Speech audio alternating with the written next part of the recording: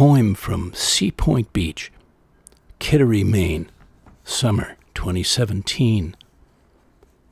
Kissed. Every inch of your skin kissed by ocean mist breathing, lipping over your bared body on a sea-salted shore, far from everywhere but here. Welcome to the latest floating poetry broadcast, and thank you for leaning in to the 68th show in my ongoing weekly series, coming to you live from the sea-shelled Atlantic coast on the westernmost barrier island off Long Island's South Shore, first inhabited by the native Rockaway Indians. This is your poet, poetorialist, and seacoaster, Colin Goedecke, a voice for living our days more poetically, more expressively, more soulfully. Last week, we did some pathfinding into deeper presence, to widely and wildly awake states of consciousness, flow, experience. Here, in the fullness of this northeast summer, I thought you might enjoy spending relaxing and refreshing time at the seashore, going to the beach, the plage, the playa together, doing some beachcombing of a kind, some graceful idling, salt-aired daydreaming, from wherever you are right now. And barefoot, if you like. That's my favorite way. So let's see what delights and discoveries we can experience on the beach. Isaac Dinesen, the writer, Out of Africa, is probably one of the books some of you might know of. The cure for anything is salt water. Sweat, tears, or the sea.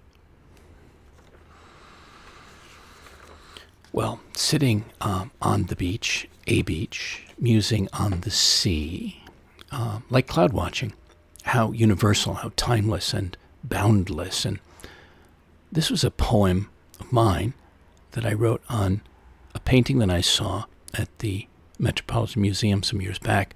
I was taken with it. It was at the end of a show of other things.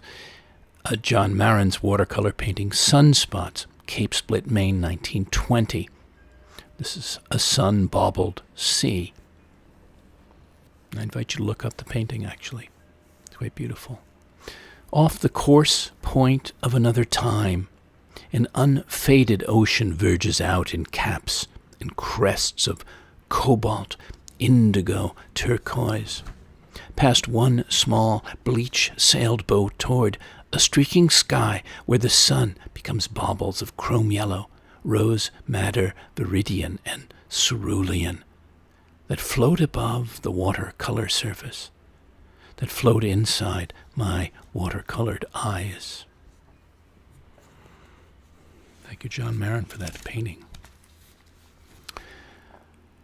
I can dial up so many delicious days at the beach, from earliest childhood to recent memory.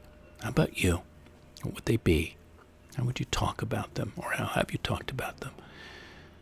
East Hampton, New York, July 2001. July 8th at the ocean. Clear green water, the color of a cat's eye, cools clamshells and ankles along the flat, foam-rumpled sandbar.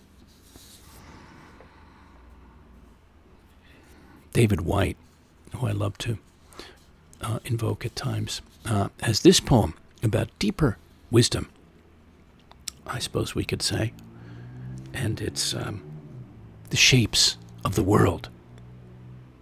Stooped low on the beach, gathering firewood, round, bleached, and shaped by a gracious weather, I find the eye of mythical totems, the shapes of fish and orcas' fins. My friend tends the fish, I tend the fire. Slowly the fish fries in its round black pan. Beneath, the innumerable shapes of other fish salted by many years burn blue and red and yellow. Our two kayaks are turned on a gravel beach, steel gray light on their upturned bows, while wood smoke drifts out beyond them, smudging the islands guarding the cove. Through those small islands we coasted, skirting the wild weather chasing our sterns. And I remember that as we struck gravel, I felt the shape of things to come. It was as if I remembered how all things fit one to another, and the sound of gravel was the sound of home. And at the place where water meets land, I could meet all things. On the cold beach we made a nest, a tent shadowed by trees, a small fire, a place to sit, the pure silence of honest work, twigs cracking in the moist air. Above us the young eagle circled, seeking a glimmer in the sea. The waves murmured on the beach, the gravel's voice rising and falling. When we find a home like this, it must be that the old ones come by, join us on the rough log seats, throw their arms around our shoulders, speak lovingly of the eagle, laugh between mouthfuls of fish. Tell us to go back, tell the old stories, how the shapes of the world can speak. Thank you, David White. And here's Richard Wilbur, Wellfleet, The House. Roof overwoven by a soft tussle of leaves, the walls a wave with sumac shadow, lilac lofts and falls in the yard, and the house believes it's guarded, garlanded in a former while. Here one cannot intrude, the stillness being lichen-like grown, a coating of quietudes. The portraits dream themselves, they are done with seeing. Rocker and tea-cart balance in iron moods. Yet for the transient here is no offense, because at certain hours a wallowed light floods at the seaside windows, vague, intense, and lays on all with an amending blight. Making the kitchen silver blindly gleam, the yellow floorboards swim, the dazzled clock boom with the boy sound, and the chambers seem alluvial as that champed and glittering rock the sea strokes up to fashion dune and beach in strew by strew, and year by 100 years. One is at home here. Nowhere in ocean's reach can time have any foreignness or fears. Thank you, Richard Wilbur, for that. Think of, feel as we go along into the rhythms of the ocean, the waves, the wind, on your skin, in your eyes, in your ears. This was back in the Yucatan one winter, many years back, decades back, in a Mexican shooting gallery, as I beheld the sea and felt into it. In this seaside arcade, flat tin ships replace sitting ducks. They move, oh, so slowly across a horizon line, one at a very long time. The scenery is simple, a bank of clouds, a board of water, a strip of sand, a morning sun. But there's no man to hand you a gun, and no gun, or any carnival music, just the hurdy-gurdy melody of the waves.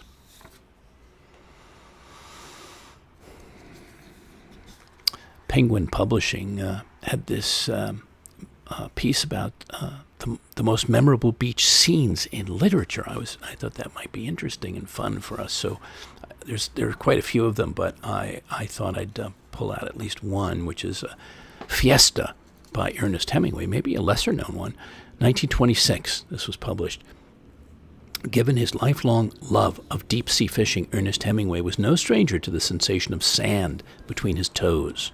And nowhere in his oeuvre is the lazy, peaceful joy of hanging out at the beach on your own, especially after a heavy night, better captured than toward the end of Fiesta, a semi-autobiographical novel about a group of fun-loving expats who travel from Paris to Pamplona to watch the bull run in the 1920s. Quote, "After lunch I went up to my room, read a while, and went to sleep. When I woke it was 4:30. I found my swimming suit, wrapped it with a comb in a towel, and went downstairs and walked up the street to the Concha. The tide was about halfway out, the beach was smooth and firm, and the sand yellow. Although the tide was going out, there were a few slow rollers. They came in like undulations in the water, gathered weight of water, and then broke smoothly on the warm sand. I waded out. The water was cold. As a roller came, I dove, swam out underwater, and came to the surface with all the chill gone. Well, no surprise that I found my way and remembered, of course, to Matthew Arnold's very famous poem, Dover Beach, from 1867. This is from E-Notes. One of the most frequently anthologized texts in all of English literature. Matthew Arnold created a monument to Victorian angst over cosmic instability and the erosion of faith. Standing by the shore at the southern edge of England, the poet, bemoaning post-Darwinian doubt, turns to the woman beside him and proclaims that the only consolation and certainty remaining in a violent, desolate universe is their love for each other. So I'm going to read you that, and I'm going to tell you what happens after. Dover Beach. The sea is calm tonight. The tide is full. The moon lies fair upon the straits. On the French coast the light gleams and is gone. The cliffs of England stand, glimmering and vast. Out in the tranquil bay, come to the window, sweet as the night air. Only from the long line of spray where the sea meets the moon-blanched land, listen, you hear the grating roar of pebbles which the waves draw back and fling at their return up the high strand, begin and cease and then again begin, with tremulous cadence slow, and bring the eternal note of sadness in. Sophocles long ago heard it on the Aegean, and it brought into his mind the turbid ebb and flow of human misery. We find it also in the sound, a thought, hearing it by this distant northern sea. The sea of faith was once too at the full, and round earth's shore lay like the folds of a bright girdle furled. But now I only hear its melancholy, long withdrawing roar, retreating to the breath of the night wind down the vast edges, drear and naked shingles of the world. Ah, love, let us be true to one another, for the world which seems to lie before us like a land of dreams, so various, so beautiful, so new, hath really neither joy, nor love, nor light, nor certitude, nor peace, nor help for pain, and we are here as on a darkling plain, swept with confused alarms of struggle and flight, where ignorant armies clash by night. Thank you, Matthew Arnold. So, okay, well, there's a poem that I decided to pair with this. I had not come across it before, so it was a discovery for me. It's called The Dover Bitch. It's a criticism of life, is the title. It's by Anthony Hecht, H-E-C-H-T, who offers an irreverent but resonant sequel to the familiar Arnold poem. The unnamed narrator of Hecht's revision presents himself as a straight-talking acquaintance of the bombastic Arnold, offering a dramatically different reading of the situation in, quote, Dover Beach. He suggests that the beloved woman, on whom the poet counts as the last bastion of constancy, is in truth vulgar and unfaithful. He even admits to occasional casual sexual trysts with her. Okay, so let's have Anthony Hecht's poem, The Dover Bitch. So there stood Matthew Arnold and this girl with the cliffs of England crumbling away behind them. And he said to her, "Try to be true to me, and I'll do the same for you, for things are bad all over, etc., etc." Well, now, I knew this girl. It's true that she had read Sophocles in a fairly good translation and caught that bitter allusion to the sea, but all the time he was talking, she had in mind the notion of what his whiskers would feel like on the back of her neck.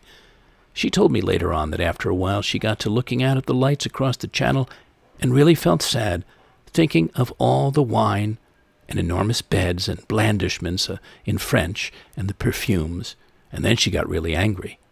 To have been brought all the way down from London and then be addressed as a sort of mournful cosmic last resort is really tough on a girl, and she was pretty. Anyway, she watched him pace the room and finger his watch chain and seem to sweat a bit, and then she said one or two unprintable things. But you mustn't judge her by that. What I mean to say is she's really all right. I see her once in a while, and she always treats me right. We'll have a drink, and I give her a good time. And perhaps it's a year before I see her again, but there she is, running to fat but dependable as they come, and sometimes I bring her a bottle of Nuit d'Amour. So, thank you, Anthony Hecht, for that pairing. Okay, well, beaches and seacoast brought to mind Virginia Woolf and her novel from 1927. If you haven't read it, it's a good read. To the Lighthouse. It centers on the Ramsay family and their visits to the Isle of Skye in Scotland between 1910 and 20. So following and extending the tradition of modernist novelists like Marcel Proust and James Joyce, the plot of it is secondary to its philosophical introspection. It is cited as a key example of the literary technique of multiple focalization. It includes little dialogue and almost no direct action. Most of it is written as thoughts and observations. It recalls childhood emotions and highlights adult relationships, and among its many tropes and themes are those of loss, subjectivity, the nature of art, and the problem of perception. In 1998, the Modern Library named it number 15 on its list of the 100 best English language novels of the 20th century. So I wanted to mention it to you and us, and of course to invoke lighthouses, which are always magical and marvelous for me anyway in my life, and lots probably other lighthouse lovers among us. From there, I thought of beachside places I've been that were resonant, this was one oasis of pure beauty and inspiration up in Maine, which is always so for me, in Sullivan Harbor up there. And this was back in 1998 when I stayed at an old inn and wrote a handful of poems there. This was one of them. But I also want you to think of the places that you've spent any summer times, vacations, or other like that this might open back up to remember. The mise en scène at the Island View Inn, number 1. 2 lacy ironed chairs touch elbows on the lawn, waiting whitely for the ladies of the 1880s with their parasols and lemonade, while pink geraniums spill from fluted urns by the warm wooden stairs to the stone and seaweed beach. A flotilla of slatted and slanting Adirondacks face the glass bay, watching for whales or wild Indians. The wide porch undulates with rockers and memories of 100 summers, and an ebb tide of crickets mingles with breaths of salted wind in a cocktail of Maine September, where a soft woman in a wicker swing reads away through the shade.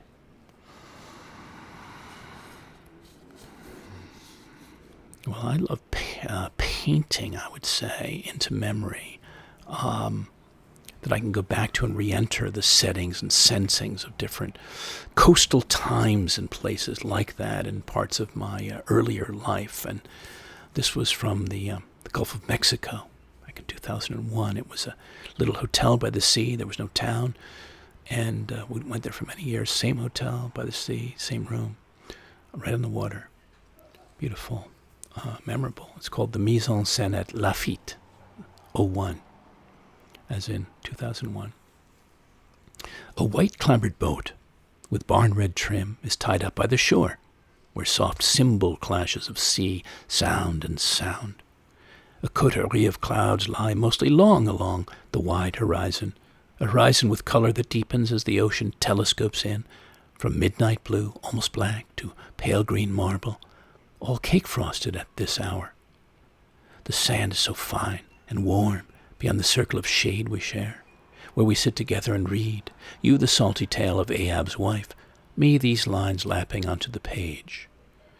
Our palapa is a little leaning tower of Pisa, or straw umbrella, planted and fluttering at the fringes like the fledgling palms with their dreams of distant treedom, and clusters of creamy coconuts and yolk-yellow birds perching on their shoulders to sing to the sunrise and sunset. A bleached white bungalow sits on either side of our cool feathered nest, the walls soak in sun as we catch the constant breeze. The scene is totally serene, the mood mellow. All clocks have stopped or unwound, and all cares have dissolved in the soft, purifying air of the idle afternoon.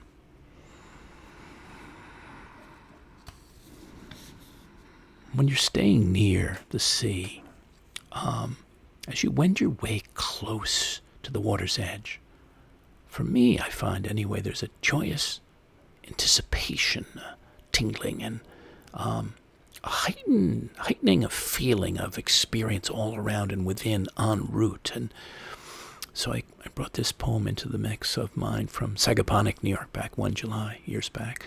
Perhaps Provence. Pedaling behind you and your South of France chapeau, a wide-brimmed beehive buzzing with beauty, your pale linens blousing in the breeze. Pedaling past the purple and gold-swallowed meadow, the chartreuse-stained barn, the soon-to-be sunflowered field of another August, past fountains of blue hydrangea and flocks of rose hips and tiger lilies, down to the absinthe ocean.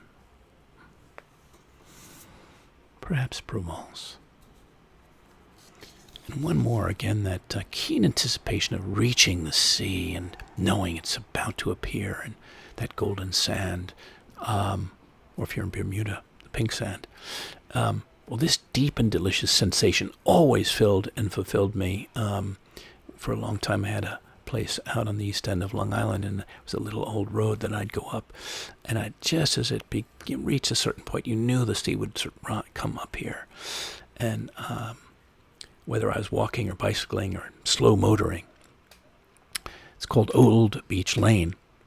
Some of you may know it, actually firsthand. Cresting the hill into deep blue sea, a moment of recurring revelation, where ocean meets earth and fills any body with simple wonder, with a silent, fathomless, soul-satisfying sigh. I mentioned daydreaming at the outset, and how wonderful to do that at the beach, yes?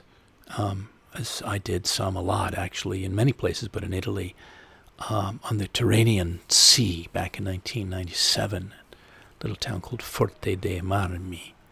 It's called Sea Cycle. A man rides his bicycle on the sea.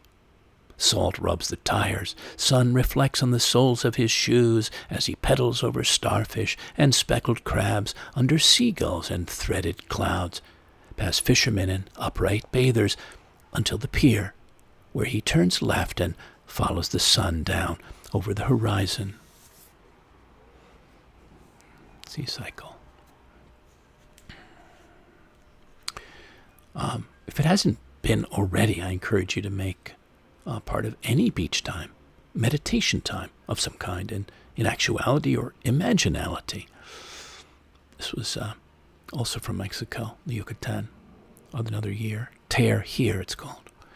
You see this picture-perfect day? Breeze-brushed frond shadows tickling the sand, pelicans pirouetting through the sea-salted air. You feel the indolencia of this free-flowing space south of the world. Clouds miming the slow somersaults of sea, no traces of clocks or calendars. Follow that faint line dotting the water's edge. Just tear here and file this day away in a drawer of your memory for future reference.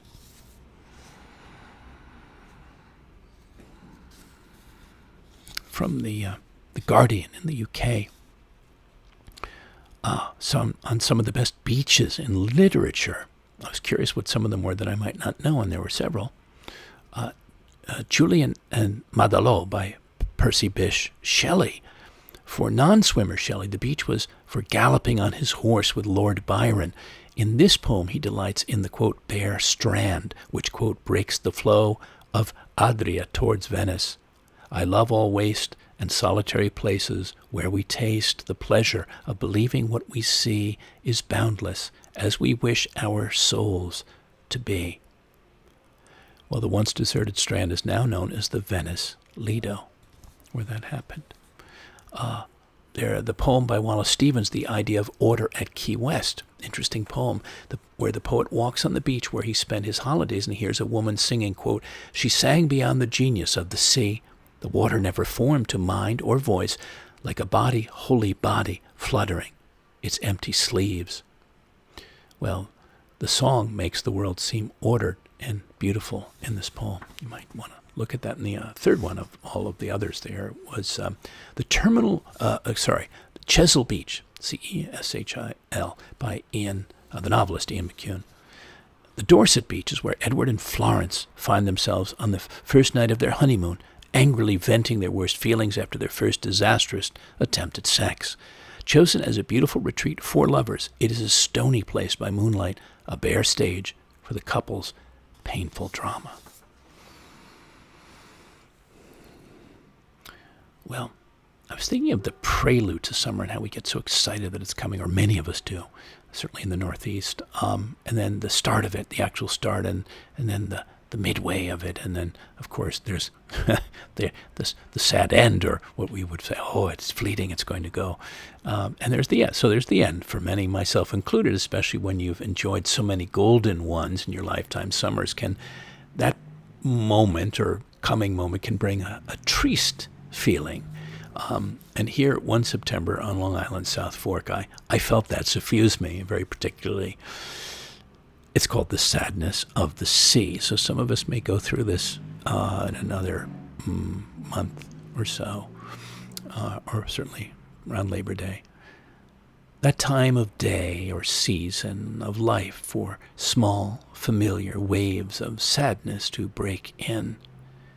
Sitting on the far shore of another summer, the last day of innocent idleness, face turned up to the last hours of Septembering sun, before the world resumes its humming and drumming, and time returns to carry us out on its tide, and we become lost once more in its fathoms and ceaseless, rhymeless rhythms.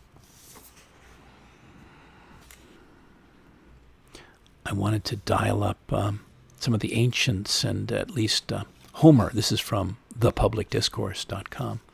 Homer at the beach. On Calypso's island, we encounter both the allure and the dangers of the beach.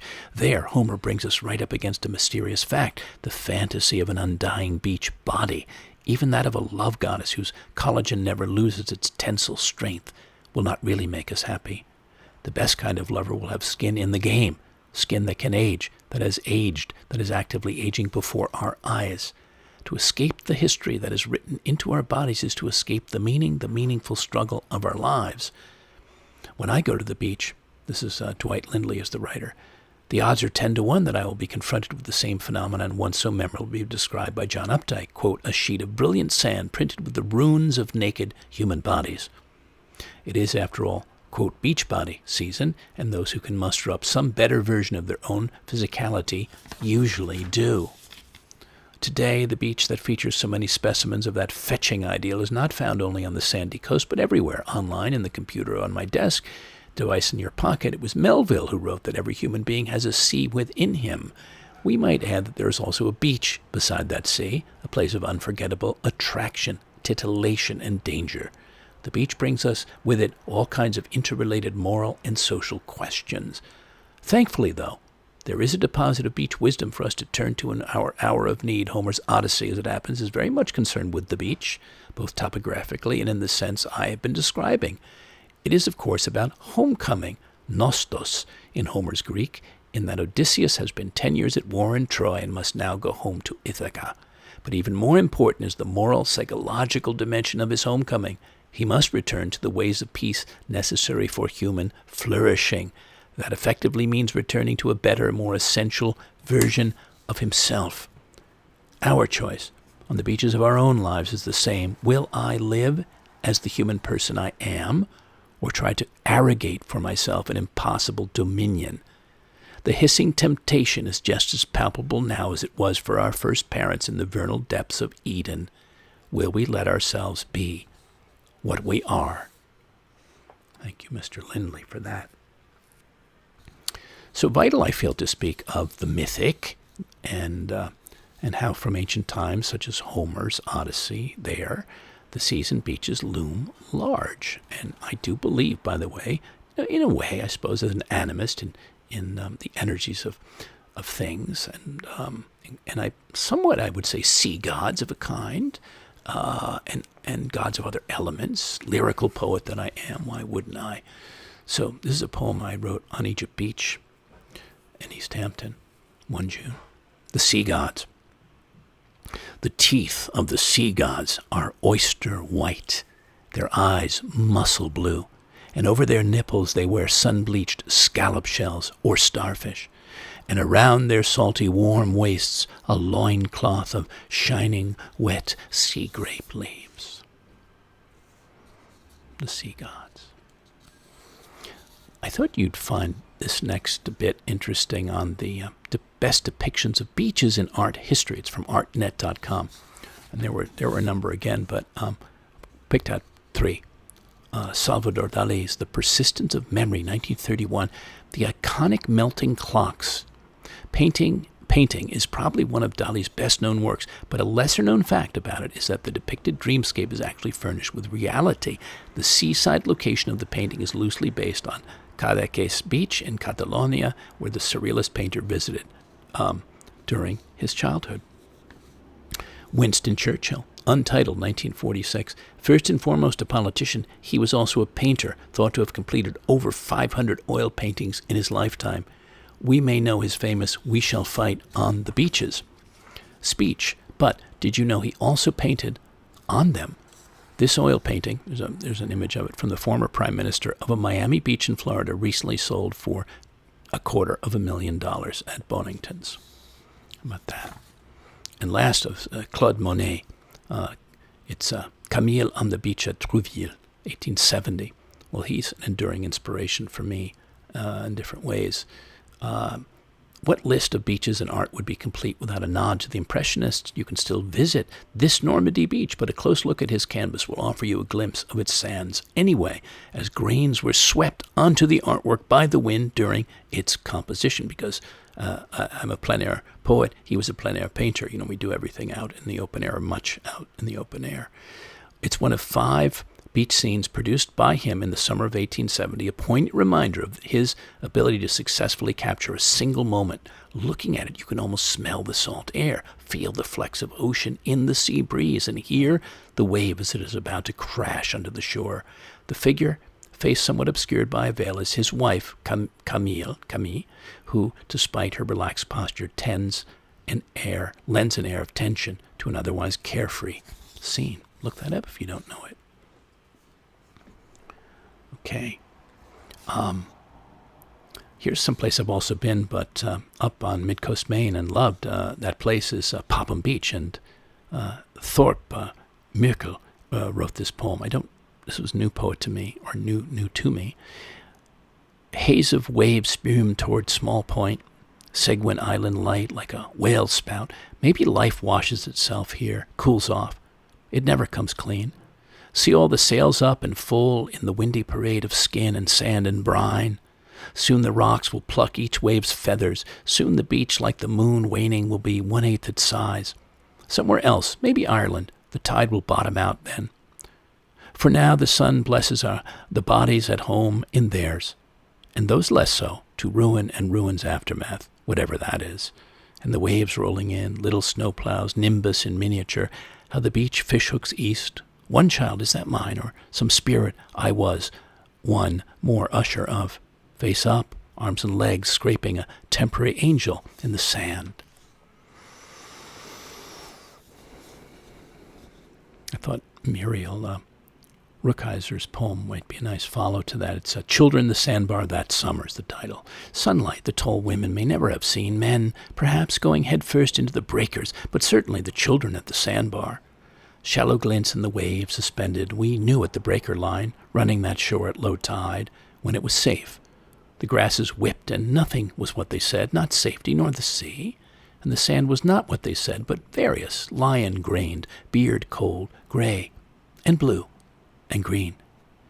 And each grain casting its shadow down before childhood in tide pools, where all things are food. Behind us the shores emerged and fed on tide. We fed on summer.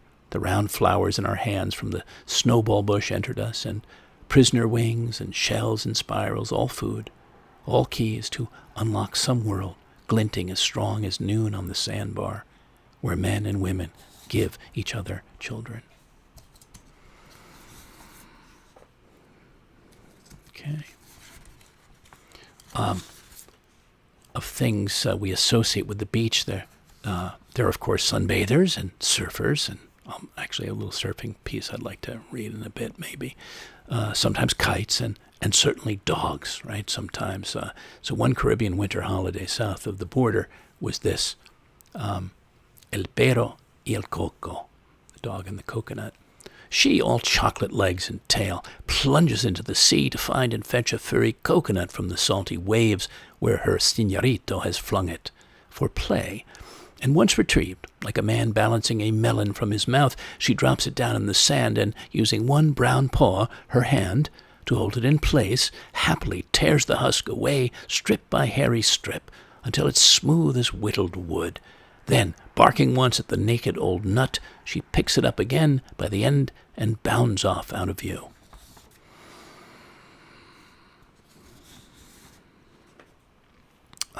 Back in that same town of Forte de Marmi, one warm October, I mused on the beach, the trees and their mirrors of a kind. This is called the umbrellas of Tirrenia. Part one, there's two. Giant parasols offer centuries of shade, green and open through wars and winters, filtering sun and rain, standing in storms and silent nights, gathered now into one great vernal awning. 2. Small cypresses spike the soft beach, phrases, commas, and ellipses of blue or red and green planted in the sand where the sea comes in and leaves. From daybreak to dusk, soft shields for sun-shy bathers, from dusk to daybreak, closing into trees again. And also from there, sort of a triptych, I suppose. We have 3 of these.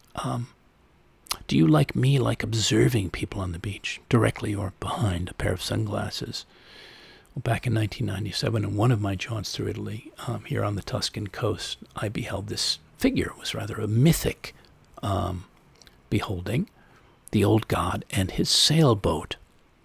He stands, half in sea, half in air, a Neptune making sport with a small red boat, using a large bronze hand to tend a course on the now glinting waves. He wonders, half wet, half dry, why his godlike motions have little effect, how the wind has a will of its own on this warm silver afternoon in Tirrenia.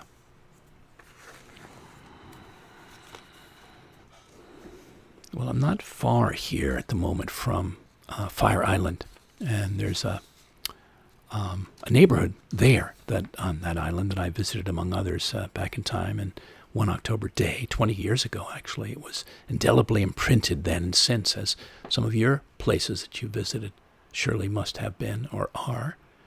It's called Salt Air. The air is infused with the essence of October, a crisp apple air taste blending with bay and sea saltiness, the reds and yellows of low trees and vines interleaving as we walk from ferry to beach, over gray, weathered wood smoothed by seasons, passing a young angel on a bicycle and houses at rest for the winter, until we shuck off our shoes and socks and feel the cool sand underfoot, see the brilliantined expanse of Atlantic, freckled white with fishing boats of every size, bobbing for the running bluefish. Watch the surf-casters lure and reel them in from shore, and the red-hatted lady and her retriever running, pole in hand, up the beach to where the swirling gulls mark the spot, as we marvel on the glories of the day. Well, being at the beach certainly means being among the wildlife, certainly the many shorebirds, among other things, and different by coast and country and season, and their charms for the eyes and ears, like the terns and the oyster catchers, which is I have an ode for.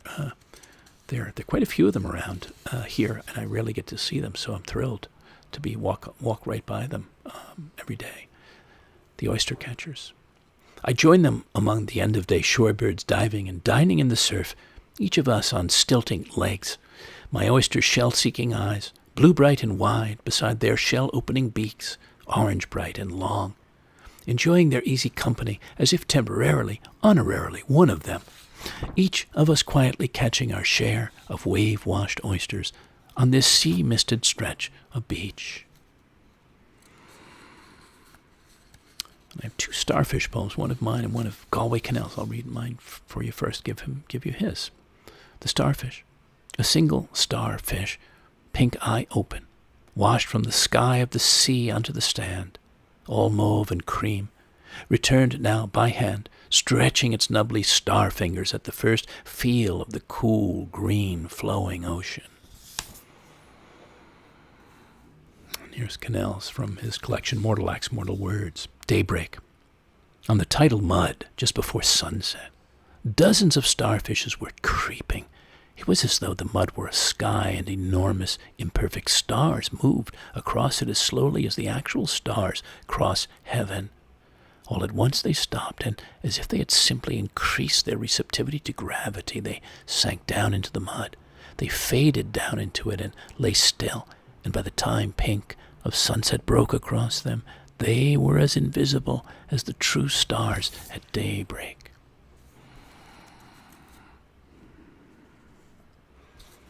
I was talking about things painterly, and the beach and my eyes, senses, mind's eye is different things. As a poet, as a beachcomber, as a seacoaster, as a lover of the oceanic, my way of seeing usually very painterly, and hence the metaphor here for the boy, the rake, and the seaweed. A very brown boy with a very red rake gathers black alga marina from the border of a glacier-green sea as a hot white sun beads down and bleaches bits of my canvas.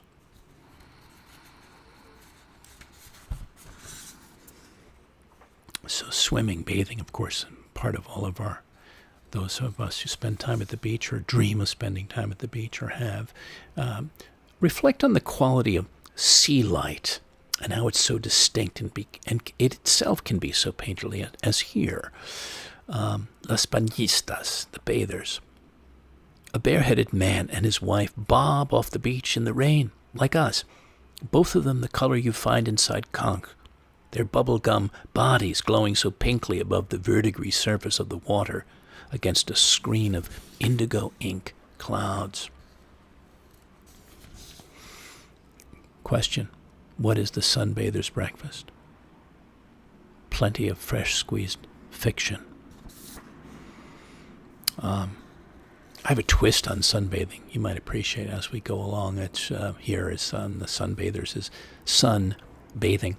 Not the kind you do on a spread of gold sand and blue ocean. No. The sun of a lover's beholding eyes you bathe in. Of a mother's cherishing eyes you bask in. Of your own eyes warming you as you gaze in the mirror. Of your greatly radiant heart.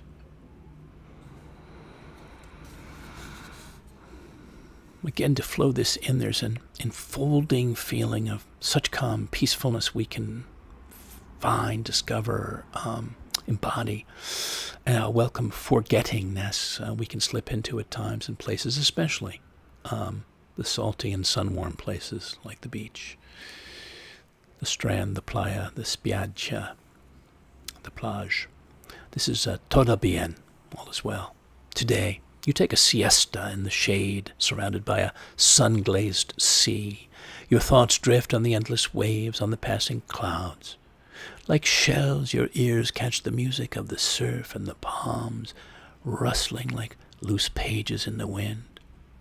You've forgotten the date and indefinitely the hour. Todo bien. Stanley Moss has a poem about swimming, and its pleasures, but what emotions the beach, seaside can stir up for him here, but for you. Curious about that, if this strikes any chords. It's called Swimmer. I remember her first as a swimmer.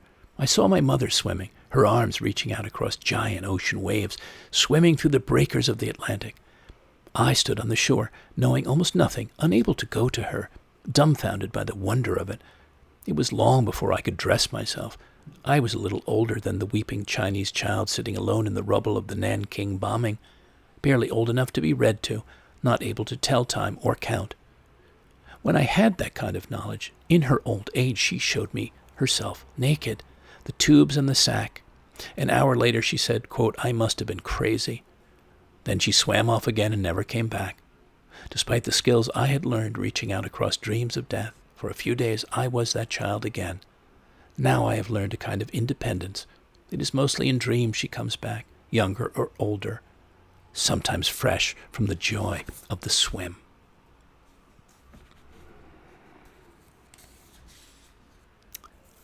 Well, swimming and then weather and the alchemy of those two is what inspired this. This experience happened, but it inspired a poem. It's called Chiaroscuro. Rain clouds shroud slowly out like a lead awning as I stride down the beach for a late day swim. The ocean is empty. The air is still. The wind suspended and suddenly much cooler. I slip off my clothes and enter the bath-warm water where the light on the surface and on my wet skin is cinematic, liquid. I look up from the warm green water bath at the ash and purple dark overhang, intrigued by the mood of brooding above and suspension below. In a while, I wade out into the even cooler air, wrap my waist in a towel and pull on my shirt. In moments, the rain begins to spatter down, all big drops, as I quick-step my barefoot way back under quenching palms to our dry lamp-lit room where you lie wrapped and happy in a blue plaid blanket. I'm going to take some things out of our mix because I want to stay in a good time with us, but I'd love to tell you the story of this poem.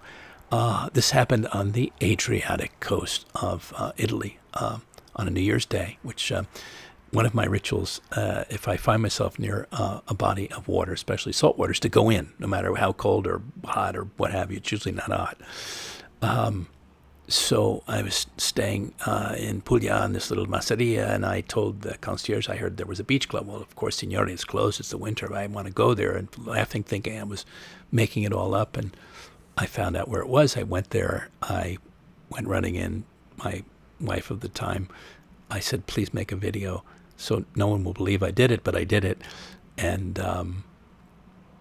here's the poem, and I'll tell you what happened after. It's called The Plunge. Wearing nothing but a pale rosy coat of extra virgin skin and a cappello of Salentino sunshine, I spring down the beach over a thick winter sheet of sand and shells into the embracing arms of the Adriatic. Okay, so I come back. The concierge says, "Oh, so Signore, you had to swim?" I said, "I did, and here's the picture to prove it." So a little video clip, and she looked at it, and she looked at me, and she said, "Oh, but Signore, next time you must remember the bathing costume." So one of my favorite stories. Well, the sensuality of the sea, right, at times, and the sultriness, certainly certain kinds of summer days, and languidness, and I'm a great advocate and catalyst, I hope, and as you know, is about for sentience and aliveness and being fully in touch with your inner and outer senses and to everything, like making love to our landscapes and lifescapes. This is called Love in the Afternoon. Eyes kiss the silky-mouthed sand. Sand kisses the salty-mouthed sea. Sea kisses the wide-mouthed sky. Sky kisses the soft-mouthed clouds. Clouds kiss the warm-mouthed sun. Sun kisses my open-mouthed eyes. Okay, I need a little water. Not seawater, but too salty tonight. Beachcombing. I thought I'd give us a few licks on it because I am an avid one, and I think it's a great thing to do, casually or otherwise.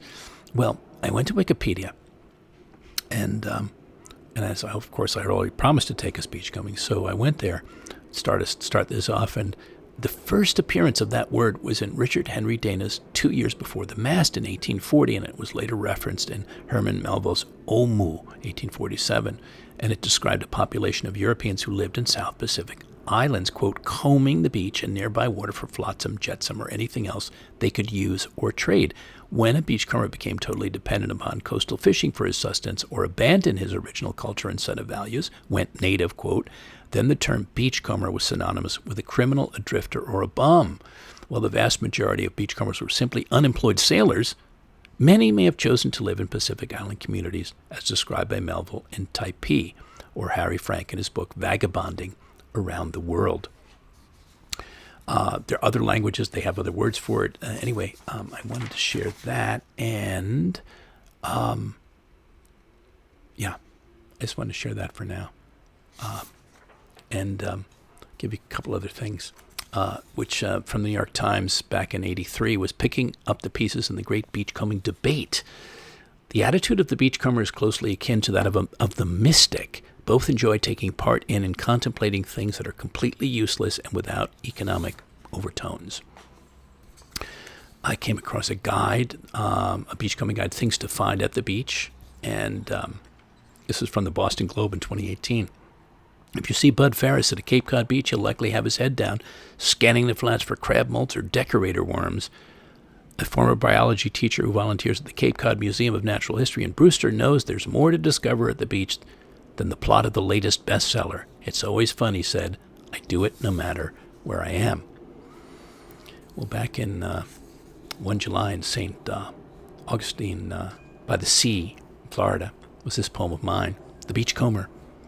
Sandy-haired from half a summer's rovings, the beachcomber, today on the old coast of Florida, in a place the Spanish settled in 1565, begins by stepping from hard, high sun into the heavy shade of a beachside bar bearing his name. Standing at ease in rolled linen sleeves, he orders a bottle of Newcastle Brown from the leather-browed barman, then washes it down in a cold rush, watching the late July heat beat down out the open doors, on the dunes, on the colored umbrellas, on the hatted heads of the slow-passing bathers and surfers. Well, however fleeting, we leave our footprints, our imprints in the world as we go, literally and figuratively. I, for sure, on many have on many a strand, many sands, and have been recognized by some, those footprints who've walked after me. This is actually written for friends of mine up in Rhode Island, Peter and Rose, who spoke of the footprints and how high arched they were, and that was before they knew who I was. And that's sort of how we came together, ultimately. Poet of the high arches, whose high arched footsteps keener observers and fellow beachcombers can see in the sand, even now, at the end of November, but whose footprints like Crusoe's disappear, whose high arches, exuberant archings, while the clouds and wintering loons float by, are soon and softly removed by the coming and going waves. There was a fellow, I came across this in Brain Pickings, Moby Duck, A Quest for the Story Behind Bath Time. Sort of whimsical, but actually fascinating. That's the title of the book. And it was the story of 28,000 bath toys lost at sea, and of the beachcombers, oceanographers, environmentalists, and fools, including the author who went in search of them. His name, his last name was H-O-H-N Hon. He was a New York City-based English teacher, self-proclaimed would-be archaeologist of the ordinary, when one semester a student's assignment presented him with an impossible-to-resist tale. In '92, several cargo ship containers were lost at sea, snapping free during a violent storm. During their chartered course from China to the U.S., the spills sent a haul of floating ducks, beavers, frogs, and turtles cascading into the Arctic, with the survivors washing up on Maine shores as much as a decade later. His spark of interest would lead him to follow an obsessive oceanographer to Alaska, Hawaii, and eventually back to its origin in Guangdong province to satisfy his initial curiosity. Well, he said, I pictured the ducks afloat like yellow pixels on the vast gray acreage of the waves, or skiing down the glassy slopes of 50-foot swells, or coasting through the Arctic on floes of ice. I imagined standing on a beach somewhere in Newfoundland or Maine, places I had never visited or given much thought. I imagined looking at and seeing 1,000 tiny nodding yellow faces, white triangles glinting in their cartoon eyes, insipid smiles molded into the orange rubber of their clownish bills. Moby Duck. Check that out. Well, the seashores. Well, I've traversed many the world over and lived by others, and all beautiful in their most natural form, in their simplicity. The beach is strewn with shells, holding the music of blue-white swells. I also wanted to speak. I'm not going to get to the surfer. Melville had talked about surfing back in the 1800 something. I was fascinated by that, or of a kind surfing. And I did want to speak of the Surfcasters because I love them. There's so many interesting characters I've met over the years, and including up in Rhode Island.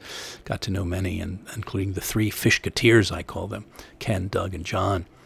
So sort of fellow musketeers of the sea and southern shores of Rhode Island. So this is called Catching Mermaids. What was the strangest thing you ever caught, I asked. Years ago, an eel pout, one of you said. And a kingfish. A Jack Crevalle, said another. I bet you never caught a mermaid, I said. And if you did, you wouldn't throw her back. Well, said the third Fishketeer, stroking his chin. Not right away. Yes, Catching Mermaids. Okay. Well, we're coming down to sort of the last stretch now. Okay.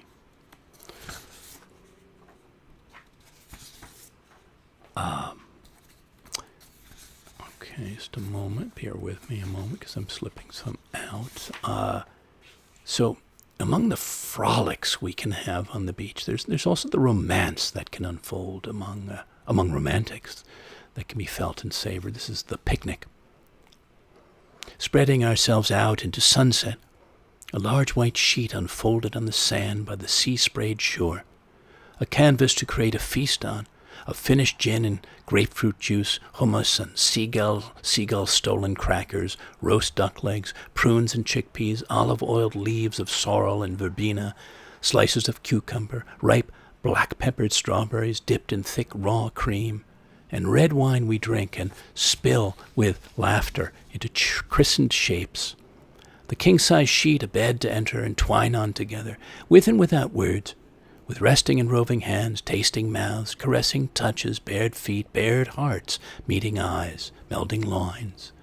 The breeze-filled sheet a sail for us to sail away on, over the beach, the jetty and headlamp fishermen toward the slipped-away sun, a mercurial messenger, the painted sky, a melon rind of moon, soon runaway moon, as we nestle warm and close in the cool, fresh, ocean-damp air, under a blanket of wool and blanket of near summer stars. Well, whether on a literal or imagined beach, just let yourself float into a reverie without thoughts, without cares. No thoughts intrude. No thoughts intrude on the scene. A demi-glassed green sea now sunset with rose, and a chinless moon riding on the still surface of the sky, like a fishing bob with a long line of lunar light that will whiten and lure in the soon sunken dark. Early autumn oceanside. The sole silhouette of a man, silent, motionless, before a brilliant-tined expanse of running ocean, a low-flying gull, a slow-passing boat on the near horizon, ribbons and threads of clouds tiered with pale blue, then deeper blue sky. Laces of water music, caresses of cool sea wind, warm sand on the skin. Serenity. Ralph Waldo Emerson said something I take to heart, live into, and maybe you do, or would like to. Live in the sunshine, swim in the sea, drink the wild air.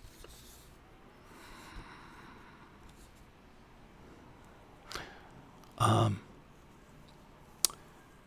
guess to add to his advice is a way of being, aliveness, openness to consider is the honeycomber.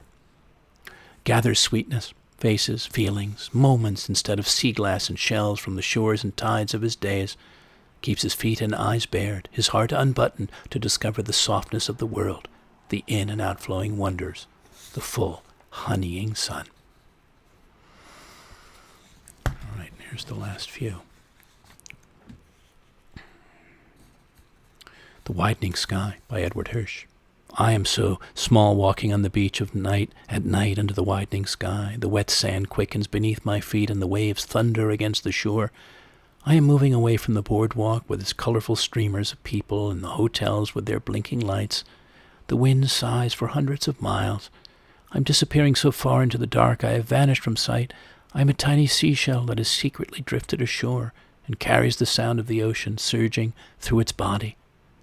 I'm so small now no one can see me. How can I be filled with such a vast love?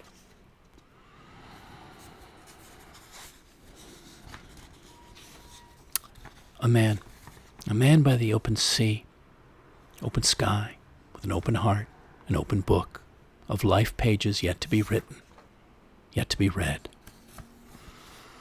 Next to last, Walt Whitman's poem, On the Beach at Night Alone. On the beach at night alone, as the old mother sways her to and fro, singing her husky song, as I watch the bright stars shining, I think a thought of the clef of the universe and of the future. A vast similitude interlocks all spheres, grown, ungrown, small, large, suns, moons, planets, all distances of place, however wide, all distances of time, all inanimate forms, all souls, all living bodies, though they be ever so different or in different worlds, all gaseous, watery, vegetable, mineral processes, the fishes, the brutes, all nations, colors, barbarisms, civilizations, languages, all identities that have existed or may exist on this globe or any globe, all lives and deaths, all of the past, present, future, this vast similitude spans them and always has spanned and shall forever span them and compactly hold and enclose them. Thank you, Walt Whitman. Okay, last piece, and then we'll close. Which is, by the way, so the image was an image from Bermuda, the beach at Tucker's Point, Bermuda, where this poem came forth as I walked there some springs ago. In the Pink, it's called. I walk with pink-powdered feet along the edge of aster blue water, with a soul sandpiper as company, move softly toward a weather-cut wall of black coral crowned with plumes of sea pines, take in the bluffs of sun-soaked clouds, the wind-laced ocean, the finity and infinity of the moment.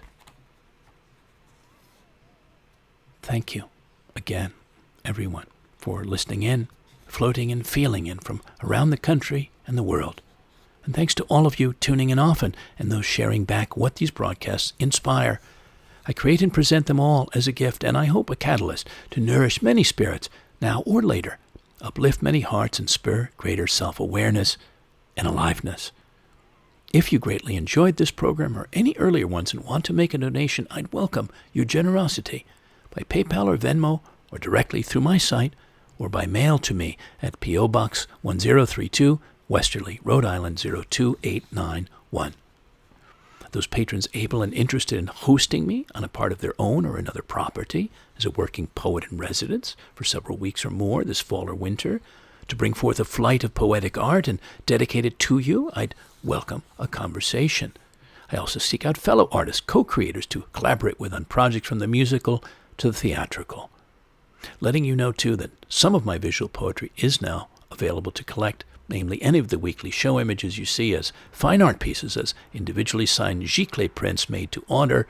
Just email me for details, Colin@thepoetorialist.com. Meanwhile, all broadcasts are online as replays. I hope you'll lean in again next week, or soon again. Until then, dear listeners, here's to taking in body or spirit, or both, the joys of sun-kissed days and moonlit evenings at the beach, and the delights and other gifts of seaside summers and beyond. Goodbye for now, and good spirits.